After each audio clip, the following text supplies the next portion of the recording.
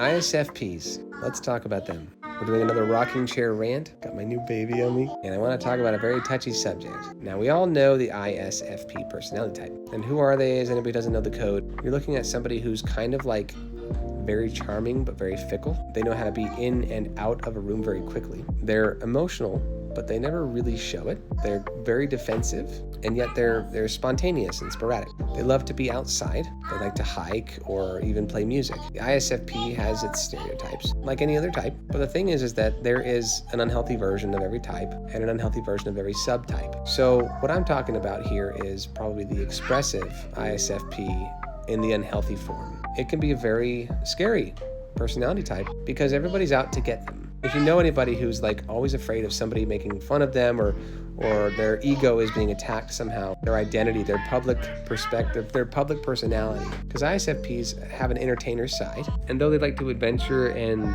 sporadically be alone, they usually have a companion who's very close to them. ISFPs cling to a companion. So it would seem, out of the handful of ISFPs that I know, they have that. Now remember, this is what's very interesting about this type. Not even the unhealthy kind. They are TI demon and NE blind, which basically means they are weak when it comes to opinions that come from outside sources. So they're very influenced by other people's opinions of them or the situation itself. They'll take your word for it, and then they will just be like, okay, and then that's the thing. So this is why a lot of ISFPs work in entertainment as like the lead singer, the lead artist, the cute personality type that's like, very shy behind the scenes. They usually have a team around them, and this is to compensate for the fact that they don't work on certain things. They don't need to. They make their living, they make their life something based upon their charm. So being charming in a different form than like the ESTP type of charm. The ESTP type of charm is very like pokey and very like, hey, how's it going?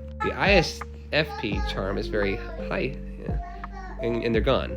Very, very, very flighty, very, very nice. There's just the lack of depth that an intuitive would seek for is kind of a weakness in which they also use to create a bubble. In other words, and this is again just my opinion from those I've seen, that companion will be somebody that they cling to.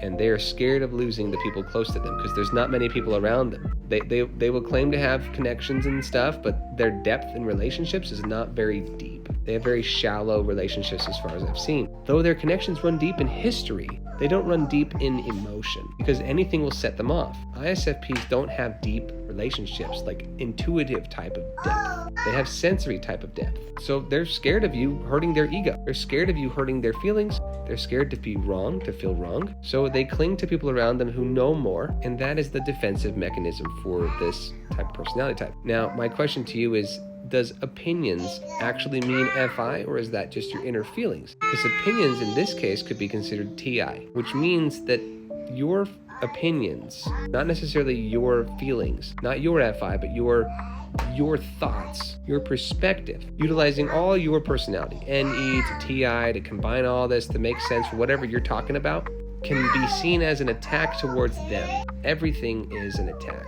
Remember, we're talking about the unhealthy expressive subtype of the ISFP. Those who are charming, flighty, faster paced, and very easily offended. They are a danger to themselves and others, in my opinion, because anything that somebody else says goes as fact, as gospel, and if they feel offended or that you have put them in a place that they are uncomfortable at, they may, and I have seen it, attack you.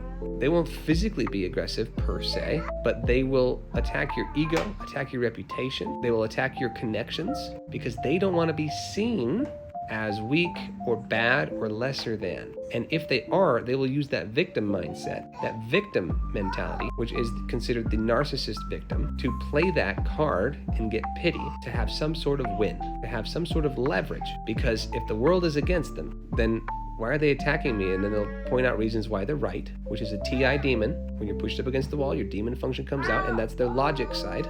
Correct me if I'm wrong, this is what I'm seeing, because I was recently attacked by an ISFP. And I meant no harm, okay? But they saw it as a personal, deep attack to their feelings, their ego, their reputation, their notoriety, their fame, their image, their public image was attacked. So, I mean, not to share too much personal information, but just to close this out, because I don't want to seem like a victim either, right? It's just sad, and I feel bad for those who are victims of narcissism.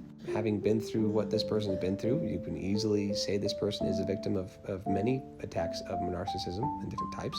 And I believe that people who are attacked by the narcissistic tendencies have a shadow that follows them. And not even ISFPs go through this alone. It's like anybody who's been attacked or indirectly through narcissistic behavior. The never say you're sorry, you're always the one that is the victim, everybody's out to get you, that type of narcissist, the victim style. I feel really bad for them because there is never the desire to like self-improve. There's never the need to like look at your shadows and be like, am I wrong? Is somebody around me, is their shadow affecting me?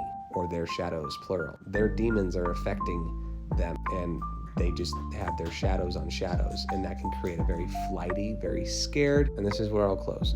Hurt people hurt people. So feel free to send this to anybody who you feel is hurt, and if they're starting to hurt others, this might be a way of helping them to stop by helping them be aware that they have been hurt. And that's it. You feel bad for them, you want them to be okay, just let them know that they are hurt, and there's no reason for their shadows or the shadows of those who have hurt them to hurt you or those that you know. And just as a caveat, they're healthy type of ISFPs are fantastic. Healthy meaning, well, there's a whole different video we can make about the word healthy. But ISFPs do go through a lot, and there's a reason why they behave that way. Very flighty and avoiding that depth, because their depth is different.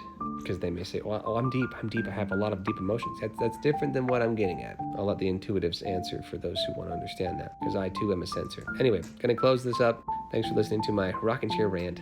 New baby says hi, and thanks for joining in.